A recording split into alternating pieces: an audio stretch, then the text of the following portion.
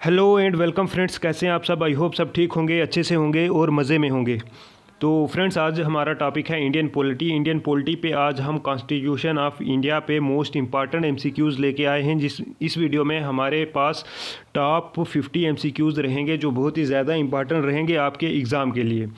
खासकर अगर आपका एसएससी जीडी का एग्ज़ाम है तो बहुत ही ज़्यादा इंपॉर्टेंट ये वीडियो आपके लिए रहने वाली है, क्योंकि इंडियन पॉलिटी का बहुत ज़्यादा वेटेज रहता है आपके एग्ज़ाम के लिए। तो वीडियो को पूरा एंड तक देखिएगा, बिल्कुल भी स्किप मत कीजिएगा। और भी बाकी भी जो भी आपके कम्पिटिटिव एग्ज़ाम है उसके लिए ये वीडियो बहुत ही ज़्यादा इंपॉर्टेंट रहने वाली है। तो चलिए वीडियो को स्टार्ट करते हैं। उससे पहले अगर आप चैनल पे नए हैं प्लीज़ चैनल को सब्सक्राइब और वीडियो को लाइक ज़रूर करते चलें, और साथ में वीडियो पर एक प्यारा सा कमेंट भी ज़रूर कीजिएगा। तो चलिए स्टार्ट करते हैं। फर्स्ट क्वेश्चन यहाँ पे पूछा जा रहा है, the constitution of India was completed on. कब जो है कॉन्स्टिट्यूशन ऑफ इंडिया कंप्लीट हुआ था? जनवरी 26, 1950, नवंबर 26, 1949, फरवरी 11, 1948 या नवंबर 14, 1949। तो इस क्वेश्चन का जो राइट ऑप्शन हमारे पास है ऑप्शन नंबर डी यहाँ पे करेक्ट हो जाएगा। नवंबर 14, 1949 में जो है कंप्लीट हुआ था कॉन्स्टिट्यूशन ऑफ इंडिया। ठीक है, next question, the constitution of India was adopted by the constituent assembly on. जो कॉन्स्टिट्यूएंट असेंबली है, कॉन्स्टिट्यूएंट असेंबली ने जो है कॉन्स्टिट्यूशन ऑफ इंडिया को कब अडॉप्ट किया था? 26 नवंबर 1949, 15 अगस्त 1949, 2 अक्टूबर 1949 या 15 नवंबर 1949।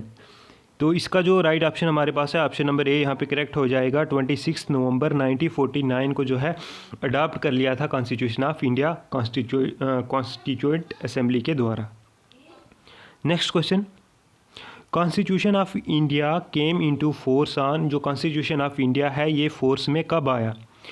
26 जनवरी 1950, 23 जनवरी 1950, 15 अगस्त 1947 या 26 अगस्त 1949। तो इसका जो राइट ऑप्शन है हमारे ऑप्शन नंबर ए करेक्ट हो जाएगा। 26 जनवरी 1950, 26 जनवरी 1950 में जो है हमारा कॉन्स्टिट्यूशन ऑफ इंडिया जो है फोर्स में आ गया था। ठीक है, next question, the state emblem was adopt by the government of India on. जो स्टेट एम्बलम है, जो इंडिया का एम्बलम है, इसको जो है गवर्नमेंट ऑफ इंडिया ने कब अडॉप्ट किया था? 15 अगस्त 1948, 2 अक्टूबर 1947, 26 जनवरी 1948 या 26 जनवरी 1950। तो इसका जो राइट ऑप्शन है ऑप्शन नंबर डी यहाँ पे करेक्ट हो जाता है। 26 जनवरी 1950 जिस दिन कॉन्स्टिट्यूशन ऑफ इंडिया जिस दिन कॉन्स्टिट्यूशन ऑफ इंडिया जो है फोर्स में आया था उसी दिन जो है अडॉप्ट किया गया था स्टेट एम्बलम को भी। ठीक है, next question, constituent assembly was Congress and Congress was India, who said that. किसने कहा था कि जो कॉन्स्टिट्यूएंट असेंबली है वो कांग्रेस है और कांग्रेस ही जो है इंडिया है? ये स्टेटमेंट किसने दी थी? ऑस्टिन, सीआर एटली, विंस्टन चर्चिल या लॉर्ड माउंटबेटन। तो इसका जो राइट ऑप्शन है ऑप्शन नंबर ए हो जाएगा, ऑस्टिन। ऑस्टिन ने कहा था कि जो इंडिया की कॉन्स्टिट्यूएंट असेंबली है वही जो है कांग्रेस है और कांग्रेस ही जो है इंडिया है। ठीक है, next question, the idea of constitution of India was first of all given by. जो कॉन्स्टिट्यूशन ऑफ इंडिया है इसका आइडिया सबसे पहले किसने दिया था? जवाहरलाल नेहरू, मोतीलाल नेहरू, एम.के. गांधी या एम.एन. रॉय। तो इसका जो राइट ऑप्शन है ऑप्शन नंबर डी हो जाएगा। एम.एन. रॉय ने सबसे पहले जो है आइडिया दिया था कॉन्स्टिट्यूशन ऑफ इंडिया का। Next question, Indian constituent assembly was established under. किसके अंडर जो है ये एस्टेब्लिश की गई थी कॉन्स्टिट्यूएंट असेंबली जिसने कॉन्स्टिट्यूशन बनाया था? ये असेंबली जो है किसने जो है एस्टेब्लिश की थी? Government of India act 1935, Cripps mission 1942, cabinet mission 1946 या इंडियन इंडिपेंडेंस एक्ट 1947। तो इसका जो राइट ऑप्शन है ऑप्शन नंबर सी यहाँ पे करेक्ट हो जाएगा। कैबिनेट मिशन 1946 में जो आया था उसके अंडर जो है एस्टेब्लिश हुई थी कॉन्स्टिट्यूएंट असेंबली। और ये एक्ट भी आप याद रख लीजिए, गवर्नमेंट ऑफ इंडिया एक्ट कब आया था? 1935 में, क्रिप्स मिशन 1942 में, कैबिनेट मिशन 1946 में और इंडियन इंडिपेंडेंस एक्ट 1947 में। ये एक्ट भी जो है एग्ज़ाम में पूछे जाएंगे। Next question, who was not a member of the constituent assembly. इनमें से जो है कॉन्स्टिट्यूएंट असेंबली का मेंबर कौन नहीं था? महात्मा गांधी, डॉक्टर राजेंद्र प्रसाद, सरदार पटेल या जीवी मावलंकर। तो इसका जो राइट ऑप्शन है ऑप्शन नंबर ए हो जाएगा महात्मा गांधी। महात्मा गांधी जो है कॉन्स्टिट्यूंट असेंबली के मेंबर नहीं थे, बाकी डॉक्टर राजेंद्र प्रसाद, सरदार पटेल, जीवी मावलंकर ये सारे के सारे जो है कॉन्स्टिट्यूंट असेंबली के मेंबर थे। Next question, who was the first elected chairman of constituent assembly? Constituent assembly के फर्स्ट इलेक्टेड, यहाँ पे ये टर्म याद रखिएगा, फर्स्ट इलेक्टेड चेयरमैन कौन थे? Doctor B R Ambedkar, doctor Sachchidanand Sinha, doctor Rajendra Prasad या doctor S Radha Krishnan?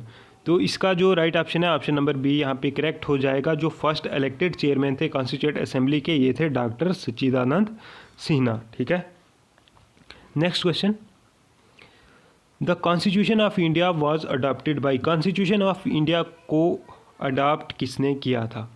Indian National Congress, Indian league, Indian constituent assembly या नन ऑफ द अबोव? तो अभी हमने ऊपर पढ़ा जो कॉन्स्टिट्यूशन ऑफ इंडिया है इसको अडॉप्ट किया था किसने? कॉन्स्टिट्यूंट असेंबली ने। ऑप्शन सी यहाँ पे आपका करेक्ट हो जाएगा। और कब अडॉप्ट किया था? 26 नवंबर 1949। नेक्स्ट क्वेश्चन,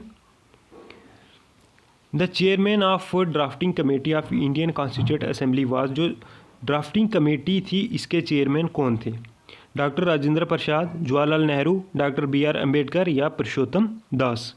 तो इसका जो राइट ऑप्शन है यहाँ पे ऑप्शन नंबर सी करेक्ट हो जाएगा। बी आर अम्बेडकर जो है ड्राफ्टिंग कमेटी के चेयरमैन थे। Next question, how many members were there in drafting committee? जो ड्राफ्टिंग कमेटी थी इसमें कितने मेंबर थे? 7, 6, 5 या 4? तो इसका जो राइट ऑप्शन है हमारे पास ऑप्शन नंबर यहाँ पे ए करेक्ट हो जाएगा। 7 मेंबर थे ड्राफ्टिंग कमेटी में। Next question, who was the chairman of advisory committee on fundamental rights and minority? जो फंडामेंटल राइट्स थे और माइनॉरिटीज़ थी इसके एडवाइजरी कमेटी के चेयरमैन कौन थे? पंडित जवाहरलाल नेहरू, सरदार पटेल, बी एन राव या डॉक्टर भीमराव अम्बेडकर? तो इसका जो राइट ऑप्शन है ऑप्शन नंबर बी हो जाएगा, सरदार पटेल। सरदार पटेल जो है फंडामेंटल राइट्स के चेयरमैन थे। Next question, who was the chairman of the union constitution committee? Union constitution committee के चेयरमैन कौन थे? Doctor B R Ambedkar, J B Kripalani, Jawaharlal Nehru या नन ऑफ द अबोव? तो इसका जो राइट ऑप्शन है ऑप्शन नंबर सी करेक्ट हो जाएगा, जवाहरलाल नेहरू। जवाहरलाल नेहरू जी जो है चेयरमैन थे कॉन्स्टिट्यूशन कमेटी के, यूनियन कॉन्स्टिट्यूशन कमेटी के। ठीक है, next question, the first draft of the constitution was prepared by? जो फर्स्ट ड्राफ्ट था कॉन्स्टिट्यूशन का वो किसने प्रिपेयर किया था?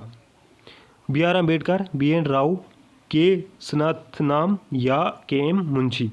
तो इसका जो राइट ऑप्शन है ऑप्शन नंबर यहाँ पे बी करेक्ट हो जाएगा। बी एन राव जी ने सबसे पहले जो है फर्स्ट ड्राफ्ट जो कॉन्स्टिट्यूशन का था प्रिपेयर किया था। Next question, which article of the Indian constitution guarantees right to equality? किस आर्टिकल में राइट टू इक्वलिटी है? आर्टिकल 14, आर्टिकल 15, आर्टिकल 16 या आर्टिकल 17? तो इसका जो राइट ऑप्शन है ऑप्शन नंबर ए करेक्ट हो जाएगा, आर्टिकल 14। आर्टिकल 14 के अंडर आता है राइट टू इक्वलिटी। ठीक है, फंडामेंटल राइट है। Next question, right to freedom of speech and expression is mentioned under which article? किस आर्टिकल के अंडर जो है मेंशन किया गया है right to freedom of speech? Article 18, article 19, article 20 या आर्टिकल 21? तो इसका जो राइट ऑप्शन है ऑप्शन नंबर बी करेक्ट हो जाएगा, आर्टिकल 19। ठीक है, आर्टिकल 19 में जो है मेंशन किया गया है फ्रीडम ऑफ स्पीच होनी चाहिए और ये भी एक फंडामेंटल राइट है। Next question, right against exploitation is guaranteed under which article? किस आर्टिकल के में जो है मेंशन किया गया है right against exploitation? Article 21, article 23, article 24 या आर्टिकल 25? तो इसका जो राइट ऑप्शन है ऑप्शन नंबर यहाँ पे आर्टिकल बी करेक्ट हो जाएगा, आर्टिकल 23। आर्टिकल 23 में मेंशन किया गया है राइट अगेंस्ट एक्सप्लॉइटेशन, ये भी हमारा फंडामेंटल राइट है। Next question, which article ensures the right to education as fundamental right? कौन सा आर्टिकल इंश्योर करता है कि राइट टू एजुकेशन जो है ये एक फंडामेंटल राइट है? Article 21A, article 22, article 24A या आर्टिकल 25A? तो इसका जो राइट ऑप्शन है ऑप्शन नंबर ए यहाँ पे करेक्ट हो जाएगा, article 20A।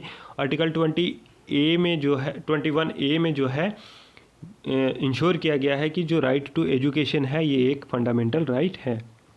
Next question, right to constitutional remedies is provided under which article. जो कॉन्स्टिट्यूशनल रेमेडीज़ हैं कि अगर आपके फंडामेंटल राइट्स के साथ कोई छेड़छाड़ होती है तो उसके लिए जो है आपकी ये रेमेडीज़ बनाई गई हैं। तो ये किस आर्टिकल के अंडर आती हैं कि अगर आपके फंडामेंटल राइट हैं, आपका राइट है, आपके राइट्स के साथ कोई छेड़छाड़ करता है तो आप जो है हाई कोर्ट जा सकते हो, सुप्रीम कोर्ट जा सकते हो। ये किस आर्टिकल में मेंशन किया गया है? आर्टिकल 31, आर्टिकल 32, आर्टिकल 33 या आर्टिकल 34। तो इसका जो राइट ऑप्शन है ऑप्शन बी यहाँ पे करेक्ट हो जाएगा, आर्टिकल 32। ठीक है। Next question, which fundamental right ensure protection of life and personal liberty. Life और पर्सनल लिबर्टी को कौन सा आर्टिकल जो है प्रोटेक्ट करता है? Right to religion, right to equality, right to life and personal liberty या राइट टू एजुकेशन। तो इसका जो राइट ऑप्शन हमारे पास होता है ऑप्शन नंबर सी हो जाएगा, right to life and personal liberty में जो है इंश्योर किया गया है protection of life and personal liberty. ठीक है। और ये कौन सा आर्टिकल है ये कमेंट बॉक्स में आप इसका आंसर दीजिए, ये आपके लिए होमवर्क रहेगा। Next question, which article provides protection against arrest and detention in certain cases.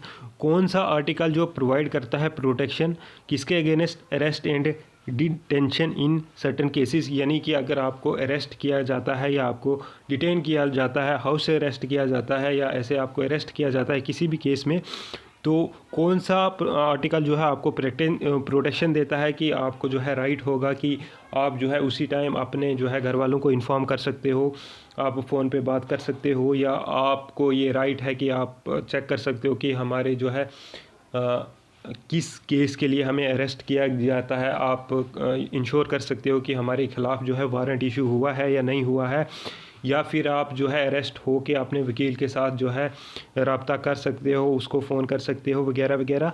ये प्रोटेक्शन जो है किस आर्टिकल में आती है? आर्टिकल 22, आर्टिकल 23, आर्टिकल 24 या आर्टिकल 25। तो इसका जो राइट ऑप्शन है ऑप्शन नंबर ए यहाँ पे करेक्ट हो जाएगा, आर्टिकल 22।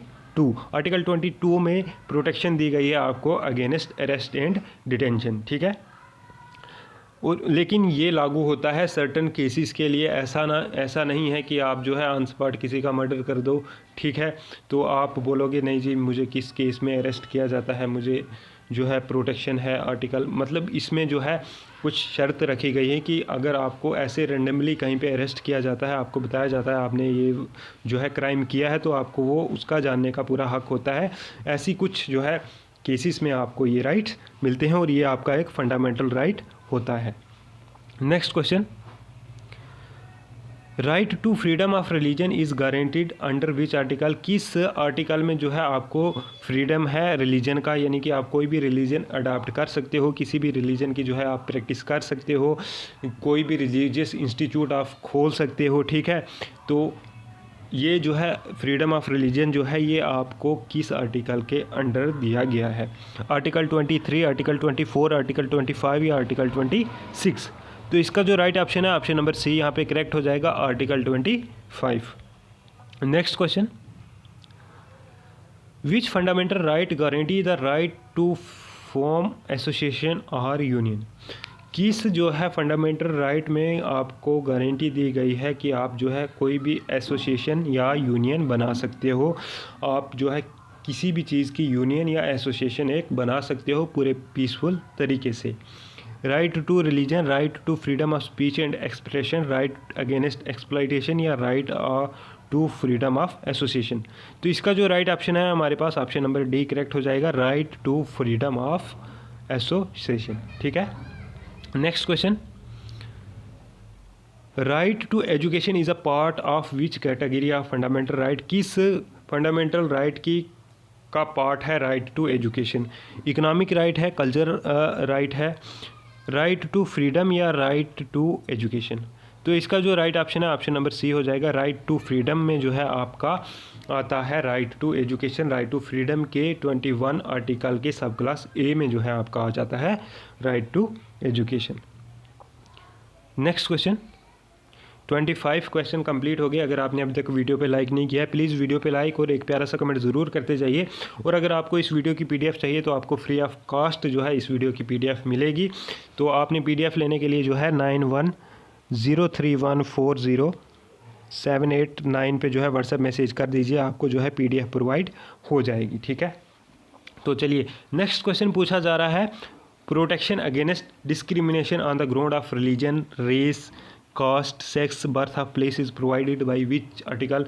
आपको जो है किस आर्टिकल के अंडर प्रोटेक्शन दी गई है डिस्क्रिमिनेशन के अगेंस्ट, यानी कि आपके साथ जो है डिस्क्रिमिनेशन नहीं हो सकती आपके रिलीजन के बेस पे, आपकी रेस, आपकी caste, sex, place of birth के बेस पे जो है आपके साथ कोई भी डिस्क्रिमिनेशन नहीं हो सकती। यानी कि आप किसी फॉर एग्जांपल के लिए आप जो है एग्ज़ाम दे रहे हो तो वहाँ पे आपके साथ डिस्क्रिमिनेशन नहीं हो सकती कि आपकी जो है लोअर कास्ट है या अपर कास्ट है, या आपका जो कलर है ये ब्लैक है या वाइट है, या आप लड़की हो लड़के हो, यानी कि किसी भी बेस पे जो है आपके साथ डिस्क्रिमिनेशन नहीं की जाएगी, बल्कि आपकी जो है काबिलियत पे जो है आपको सिलेक्ट किया जाएगा। ठीक है, तो ये जो है अगर आपके साथ डिस्क्रिमिनेशन होती है कि आपको बताया जाता है, जब आपको मान लो एक बच्चे को या एक स्टूडेंट को 50 मार्क्स हैं, दूसरे को जो है 70 मार्क्स हैं, तो 70 वाले को कहा जाता है कि आप जो है लोअर कास्ट से आते हो, या आपका कलर जो है ब्लैक है, या आप लड़की हो या लड़के हो, तो आपको जो है ये जॉब नहीं मिल सकती। यानी कि अब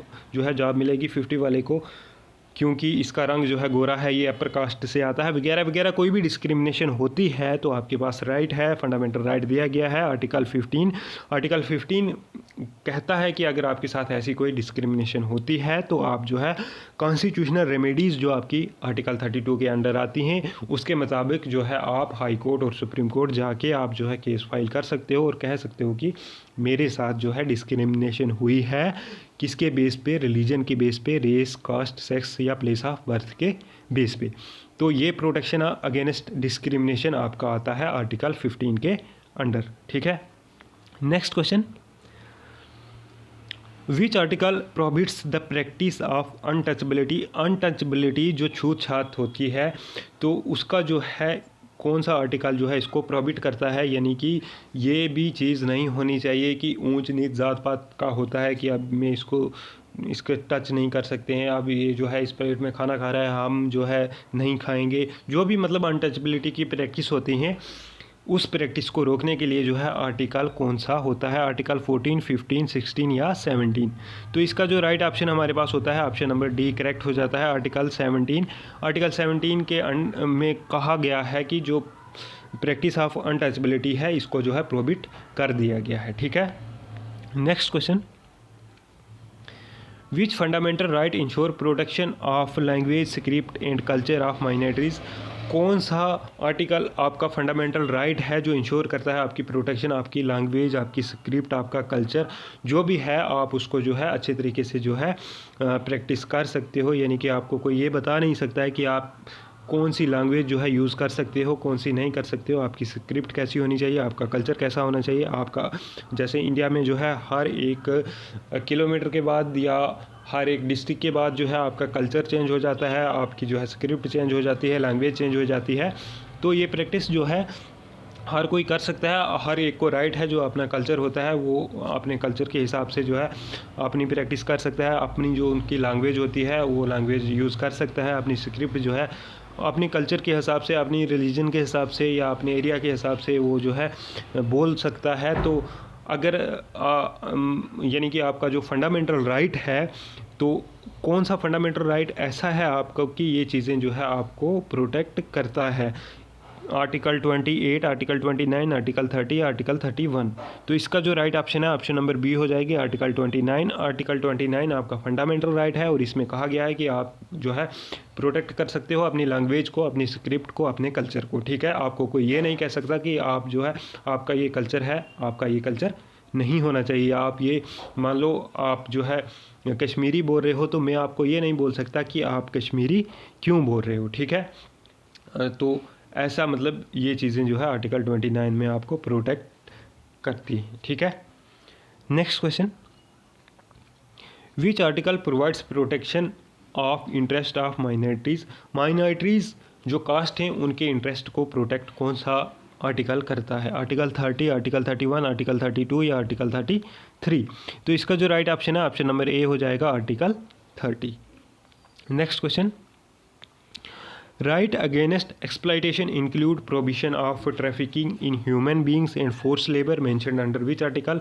किस आर्टिकल के अंडर जो है आपको प्रोटेक्शन दी जाती है जो ट्रैफिकिंग इन ह्यूमन बींग्स होती है, ठीक है, एक जगह से दूसरी जगह ह्यूमन बींग्स को ले जाया जाता है या उनको फोर्स किया जाता है लेबर के लिए, ठीक है, या उनको किसी को बेचा जाता है, ठीक है, या स्लेव की जो पहले जो डायनेस्टीज़ हुआ करती थी मेडिवल इंडिया में, तो बेच दिया करते थे, ट्रैफिकिंग ऑफ ह्यूमन होती थी, एक जगह से दूसरी जगह लेके बेच दिया करते थे, उनको स्लेव बना दिया करते थे, नौकर, यानी कि उनको नौकर के तरीके पे बेच दिया जाता था। तो वो चीज़ें जो है किस आर्टिकल में आपको प्रोटेक्ट करती हैं कि जो ट्रैफिकिंग इन ह्यूमन बीइंग है वो नहीं हो सकती, यानी कि एक जगह से दूसरी जगह लेके इंसान को ख़रीदा या बेचा नहीं जा सकता, किसी को ज़बरदस्ती स्लेव नहीं बनाया जाएगा, किसी को फोर्स नहीं किया जाएगा लेबर के लिए। तो ये जो है किस आर्टिकल के अंडर आती हैं? Article 22, article 23, article 24, article 25। तो इसका जो राइट ऑप्शन है यहाँ पे ऑप्शन नंबर बी करेक्ट हो जाएगा, आर्टिकल 23, ठीक है। आर्टिकल 23 देता है आपको right against exploitation include provision of traffic in human beings and force labour, ठीक है, और ये भी आपका एक फंडामेंटल राइट है। Next question, Which fundamental right allows citizens to reside and settle in any part of the territory of India? कौन सा फंडामेंटल राइट ऐसा है जो अलो करता है इंडिया के पूरे सिटीजन्स को, जितने भी सिटीजन्स हैं, कि वो इंडिया की टेरिटरी में, यानी कि जितना इंडिया का एरिया है, इंडिया के एरिया में कहीं भी जाके सेटल हो सकता है, कहीं भी जाके रह सकता है।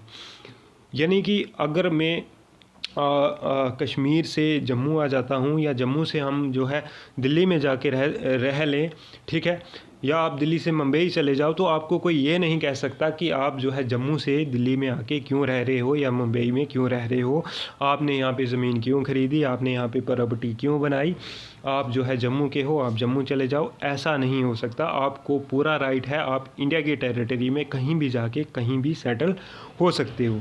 Right to equality, right to freedom, right to religion या राइट टू लाइफ। तो इसका जो राइट ऑप्शन है, ऑप्शन नंबर बी हो जाएगा, राइट टू फ्रीडम, ठीक है। Next question, right to constitutional remedies can be suspended during which period? किस पीरियड में जो है आपकी कॉन्स्टिट्यूशनल रेमेडीज़ को सस्पेंड किया जाता है? यानी कि जो आपके फंडामेंटल राइट हैं, जो आपके फंडामेंटल राइट हैं आपके सस्पेंड हो जाते हैं। क्यों सस्पेंड हो जाते हैं? मान लो अगर जैसे कोविड आया था, ठीक है, कोविड में जो है लॉकडाउन लगा दिया गया था, तो उस टाइम पे आप ये नहीं कह सकते कि मेरे पास जो है फंडामेंटल राइट है कि मैं फ्रीली मूव कर सकता हूँ कहीं भी टेरिटरी ऑफ इंडिया में, ठीक है।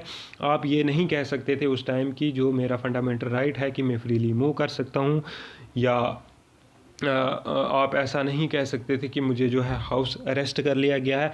मतलब कि कुछ ऐसी इमरजेंसी जब आती है तो इमरजेंसी के टाइम पे जो है आपकी ये फंडामेंटल रेमेडीज़ जो है ये सस्पेंड की जाती हैं एक्सपेक्ट आर्टिकल 20 और आर्टिकल 21, ठीक है। जो आर्टिकल 20 और 21 आपके पर्सनल लाइफ और लिबर्टी हैं, ये आपके सस्पेंड नहीं होते हैं। बाकी सारे के सारे फंडामेंटल राइट आपके जो है सस्पेंड हो जाते हैं, ठीक है। तो उस टाइम पे मैंने आपको कोविड की एग्जांपल दी, उस टाइम पे आप ये भी नहीं कह सकते थे कि मैरिज जो है हमारा एक कल्चर है, तो इस कल्चर को जो है हमने पूरे अच्छे तरीके से, यानी कि लोगों की गैदरिंग करते, आप एक जगह से दूसरी जगह जाते घूमते फिरते, तो आपके फंडामेंटल राइट्स थे, बट वो सस्पेंड हो गए थे क्योंकि उस टाइम पे जो है इमरजेंसी थी, ठीक है। लेकिन जो आपकी पर्सनल लाइफ और लिबर्टी होती है, पर्सनल लाइफ और लिबर्टी के साथ कोई भी छेड़छाड़ नहीं कर सकता इमरजेंसी के टाइम पे भी। इमरजेंसी के टाइम पे आपको एग्जाम पे क्वेश्चन पूछा जाता है कि कौन से जो है फंडामेंटल राइट आपके जो है सस्पेंड नहीं होते, तो आपके फंडामेंटल लाइफ और पर्सनल लिबर्टी सस्पेंड नहीं होती, यानी कि 20 और 21 आपके आर्टिकल सस्पेंड नहीं होते, बाकी सारे के सारे सस्पेंड हो जाते हैं। और किस टाइम सस्पेंड होते हैं? जब आपकी नेशनल इमरजेंसी लगती है, स्टेट इमरजेंसी लगती है, फाइनेंशियल इमरजेंसी लगती है, या नन ऑफ द अबव। तो ये आपके सस्पेंड होते हैं जब आपकी नेशनल इमरजेंसी लगती है, ठीक है। तो उस टाइम पे जो है आपकी कॉन्स्टिट्यूशनल रेमेडीज़ या फंडामेंटल राइट जो है आपके सस्पेंड हो जाते हैं, ठीक है। Next question, which article abolish title other than military and academic distinction? कौन सा जो आर्टिकल है अबालिश करता है टाइटल्स को सिर्फ मिलिट्री और एकेडमिक डिस्टिंक्शन से, यानी कि कोई भी टाइटल आप जो है अबालिश मतलब नहीं कर सकते। यानी कि आप जो है एक स्टूडेंट हो तो आप जो है अपने नाम के पीछे जो है डॉक्टर नहीं लगा सकते, ठीक है। मतलब इस तरीके से जो जितने भी टाइटल्स होते हैं आप जो है इनको अबालिश कर दिया गया है, आप लगा नहीं सकते हो। आर्टिकल 15, 16, 17 या 18 के अंडर आता है, तो ये आता है आर्टिकल 18 के अंडर अबाइलेशन ऑफ टाइटल्स, ठीक है। Next question, which article guarantee the right to education to children between the age of 6 to 14 year. कौन सा आर्टिकल जो है गारंटी देता है कि एजुकेशन होनी चाहिए चिल्ड्रंस को जो 6 से 14 ईयर्स तक हैं, उनको कंपलसरी जो है एजुकेशन मिलनी चाहिए, ठीक है। अगर किसी चाइल्ड को या किसी चिल्ड्रन को 6 to 14 ईयर्स तक एजुकेशन नहीं मिलती, वो आपको जो है लेबर का काम कर रहा हो या उसके घर वाले या कोई उसको जो है स्लेव बना के रखता हो या उसके घर वाले उसको स्कूल ना भेजते हो, तो वो जो है अपना जो है फंडामेंटल राइट्स को लेके कोर्ट में जा सकता है, या आपको जो है गवर्नमेंट ऑफ इंडिया जो है आर्टिकल के मुताबिक जो है आपको अरेस्ट कर सकती है, आप पे जो है केस लगाया जा सकता है। तो ये जो है किस आर्टिकल में कहा गया है कि कंपलसरी एजुकेशन होनी चाहिए जितने भी बच्चे होते हैं 6 से 14 साल के बीच में, तो किस आर्टिकल के अंडर ये चीज़ कही गई है। तो इसका जो है आर्टिकल 21A मैंने आपको पहले ही बताया, राइट टू एजुकेशन है, तो इसी के अंडर जो है ये भी आता है कि 6 to 14 ईयर्स तक जो है कंपलसरी एजुकेशन होनी चाहिए। Next question, right to freedom of religion in subject public order, morality and health under which article. Right to freedom of religion मैंने आपको अभी ऊपर समझा दिया, तो ये किस आर्टिकल के अंडर आता है, तो ये आता है हमारा आर्टिकल 25 के अंडर, ठीक है। Next question, the Indian constitution borrow the directive principle of state policy from the constitution of which countries. जो हमारे DPSP हैं, हमारे जो DPSP हैं directive principle of state policies, जो हमारा आर्टिकल 36 से लेके 51 तक होता है, ये जो है कहाँ से बारो किए हैं हमारे कॉन्स्टिट्यूशन में, यानी कि कौन से कॉन्स्टिट्यूशन से लाए गए हैं। United kingdom, United state of America, Ireland या जापान। तो जो directive principle of state policies हैं ये लाए गए हैं आयरलैंड से। ऑप्शन सी यहाँ पे आपका करेक्ट हो जाएगा। Next question, directive principle of state policy are क्या हैं ये। जो DPSP आपके हैं ये क्या होते हैं, जस्टिकेबल होते हैं, नॉन जस्टिकेबल होते हैं, फंडामेंटल राइट हैं या नन ऑफ दी अबव हैं। तो फंडामेंटल राइट आपको मैंने बता दिया 32 तक ही आपके होते हैं, तो बाकी जो थे वो आपके जो है सस्पेंड हो गए हैं।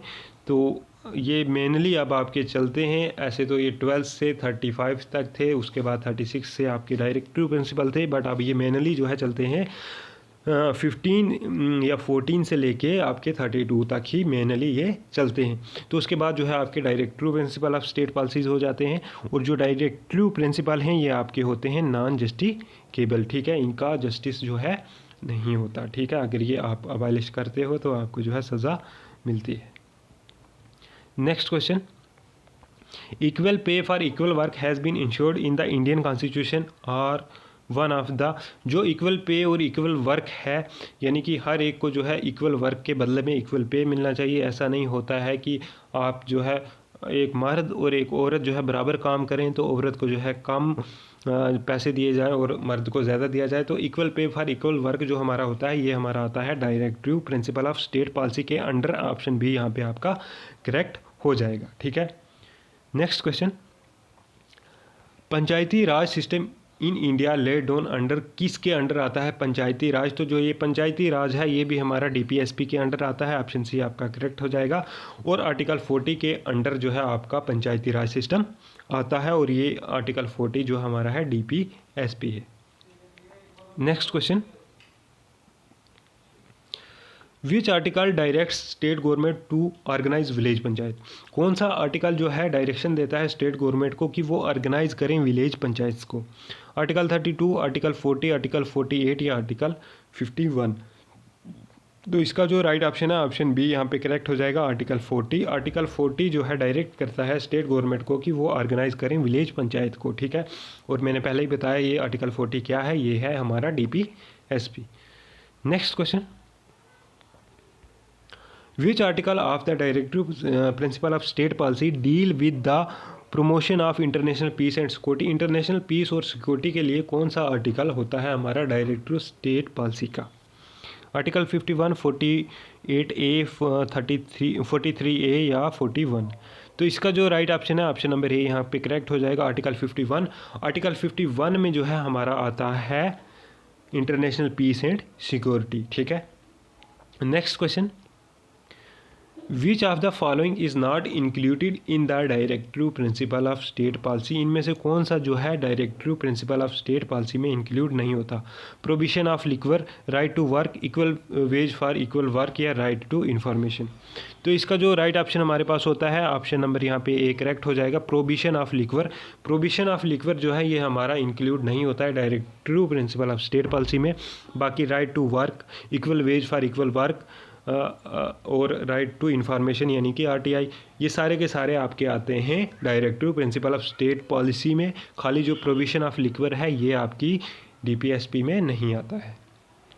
Next question, which one of the following is a DPSP। इनमें से कौन सा एक DPSP है? Uniform civil code, freedom of press, freedom of religion या इक्वलिटी बिफोर लॉ। तो equality before law, freedom of religion और फ्रीडम ऑफ प्रेस ये सारे के सारे जो है हमारे फंडामेंटल राइट हैं। जो हमारा फ्रीडम ऑफ रिलीजन है ये question, which one of is a directive principle of state policy. Directive principle of state policy में कौन आता है, ठीक है। तो directive principle of state policy में इक्वलिटी बिफोर लॉ हमारा फंडामेंटल राइट है, फ्रीडम ऑफ रिलीजन भी हमारा फंडामेंटल राइट है, फ्रीडम ऑफ प्रेस और यूनिफॉर्म सिविल कोड जो है ये हमारा जो है directive principle of state policy है। तो इसको आप क्रॉस चेक भी कर लीजिएगा। यहाँ पे ऑप्शंस मेरे हिसाब से ये गलत दिया गया है ऑप्शन सी, क्योंकि फ्रीडम ऑफ रिलीजन जो हमारा है ये हमारा फंडामेंटल राइट है, ये directive principle of state policy नहीं है। बट सिविल कोड जो है यूनिफॉर्म सिविल कोड ये हमारा DPSP है। तो ये आप क्रॉस चेक भी कर लीजिएगा, बट मुझे जो लगता है इसका ऑप्शन है यहाँ पे करेक्ट ही होगा। Next question, directive principle of state policy is a check which is paid on banks convenience whose head take. किसने बताया था कि जो directive principle of state policy है ये एक चेक है जो पे कर दिया गया है बैंक कन्वीनियंस के लिए? BR Ambedkar, KM Munshi, doctor Rajendra Prasad या KT शाह। तो ये बताया था ऑप्शन डी यहाँ पे करेक्ट हो जाएगा, KT शाह ने, ठीक है। Next question, which part of the Indian constitution deal with the DPSP। DPSP के साथ कौन सा जो है आर्टिकल डील करता है? आर्टिकल पार्ट 3, पार्ट 4, पार्ट 5 या पार्ट 6। तो इसका जो राइट ऑप्शन है ऑप्शन नंबर बी यहाँ पे करेक्ट हो जाएगा, ऑप्शन बी यहाँ पे करेक्ट हो जाएगा, पार्ट 4। पार्ट 4 में आपका आता है DPSP, ठीक है, और पार्ट 3 में आपके आते हैं fundamental rights. Next question, the article of constitution of India which deal with DPSP।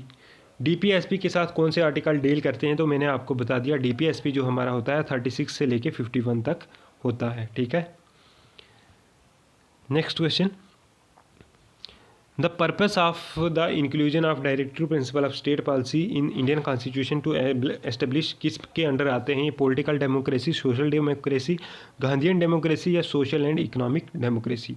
तो इसका जो राइट ऑप्शन है हमारे पास ऑप्शन नंबर डी हो जाता है, सोशल एंड इकोनॉमिक डेमोक्रेसी।